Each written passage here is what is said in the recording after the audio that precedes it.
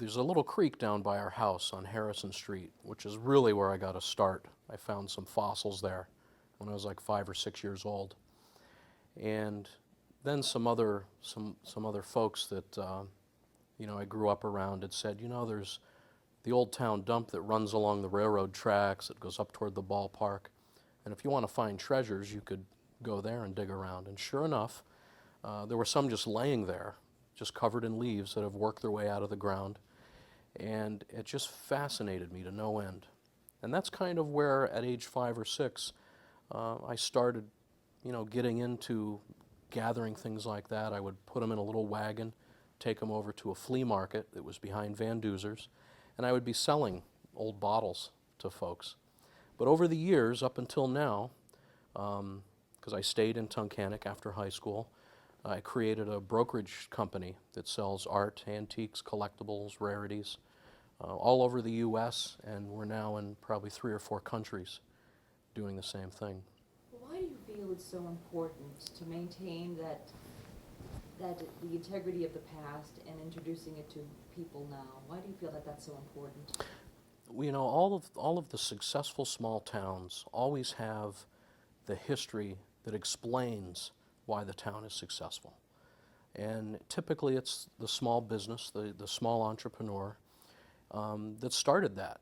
So by looking at the past and what they did, right up to today, there's so many lessons that are learned from those old vendors and how they did things.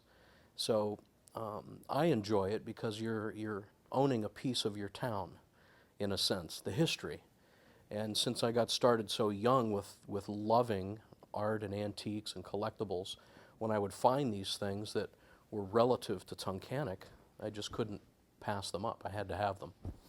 And you were talking about an entrepreneurial spirit before we got on camera, that, Tunkhannock is basically pockets of entrepreneurial spirit. Explain that to me. I could start basically with my family because that's how I received the encouragement. My grandmother owned, which was a historic restaurant, the Cross Country Restaurant. It's where, just across the river over from Mr. Z's grocery store. But the interesting thing is there was also a drive-in theater, Starlight Drive-In, in that big, huge plaza, which was right next door to my grandmother's restaurant. And my father, that's when Marvin Sands owned the Dietrich Theater and the Starlight Drive-In. My father used to run the projection cameras for those. And so I would go to my grandmother's restaurant, go to the drive-in and, eat food that my grandmother had made. So I grew up around her running the restaurant. My mother ran a small little salon out of a mudroom in our house when I was just real little, 2, 3 years old. So she worked from home. So that's really initially all I knew, and I thought it was great.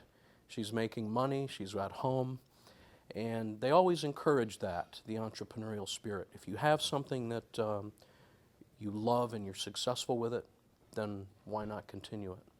And they showed me how over the years. That's beautiful.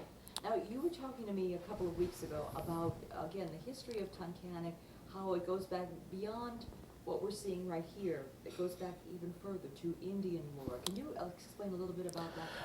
I learned everything that I knew about that from Ray Leibolt, who I know you're going to be sharing info from. And he knew I was an excavator, not of necessarily things as early as he, but I loved what he did because I also loved the artifacts. And he would share with me stories about how Indians settled just off of the river, which would have been really here in our town today, what we see today.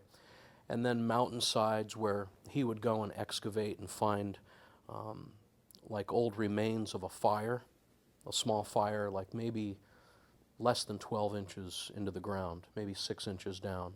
And he would find this ash pit, and he explained to me how that was used to send smoke signals. So you could almost feel it. You sit here in town and you look up at the mountains, and you could almost, just think back and imagine smoke signals going up, and them communicating. And he shared a lot of that history with me through the artifacts that he found, pottery and arrowheads, neat different implements that they use to excavate the land with and plant gardens with, arrows that they hunted with, or ones that they used as knives. So it was very, very interesting to me. And he was a main influence. Sorry.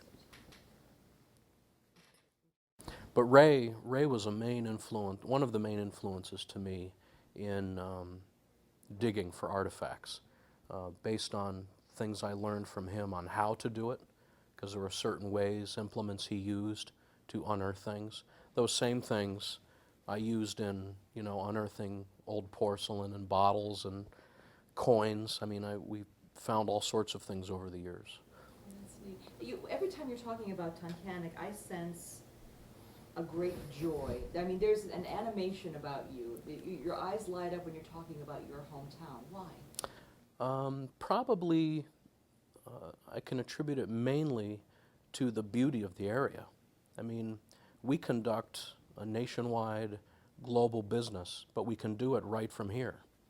And not just because of the internet age making that possible, but we do a lot of direct sales. We travel to New York, Philadelphia, and the beautiful thing of that is we're only 2.5 hours away from the largest population in the United States. So why leave paradise to do business when you can live here, have a great business that's not very far away? So that's why I love it. It's the small town atmosphere, there's no pressure, there's no stress. You can eat at restaurants on the street, enjoy the gorgeous endless mountains that surround the town. And there's nothing, it's like the saying, there's nothing like being home. So when you're leaving New York City or New Jersey or Philadelphia or Maryland, wherever we're doing business, we can say we're coming home to, beautiful endless mountains. A couple of years have passed since you found those fossils by the railroad track. Do you still go foraging in and around Tunkhannock to see if you can find more? I do, a lot. We also love, many times on hikes, we'll find old properties that have just been abandoned. So we'll go to the courthouse and find out who owns those areas and see if we can't get permission to go and excavate around those properties. We'll use metal detectors, we'll just use the old-fashioned hands and knees, plot off an area and dig it, with rakes and things to see if we can unearth anything. Because some of these properties, they're going back to the 1800s.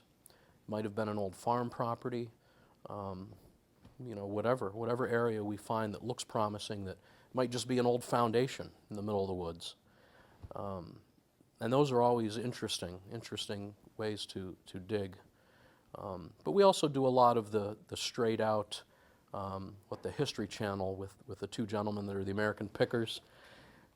That's really what we are, in all essence. Because as a young kid, I mean, I was kind of the digger more than I was the picker. So I was the American digger, 6 years old. But it led to, seeking out people and say, hey, do you mind, these are some things we're looking for. Can we look through your barn, or do you have anything you'd like to sell? And the beauty of that is meeting all different people and learning about them and their history and their past, but then being able to unearth things that they may have, bring it to light so that other people can buy it and enjoy the craftsmanship of 100 years ago. So it's a pleasure to be able to do that.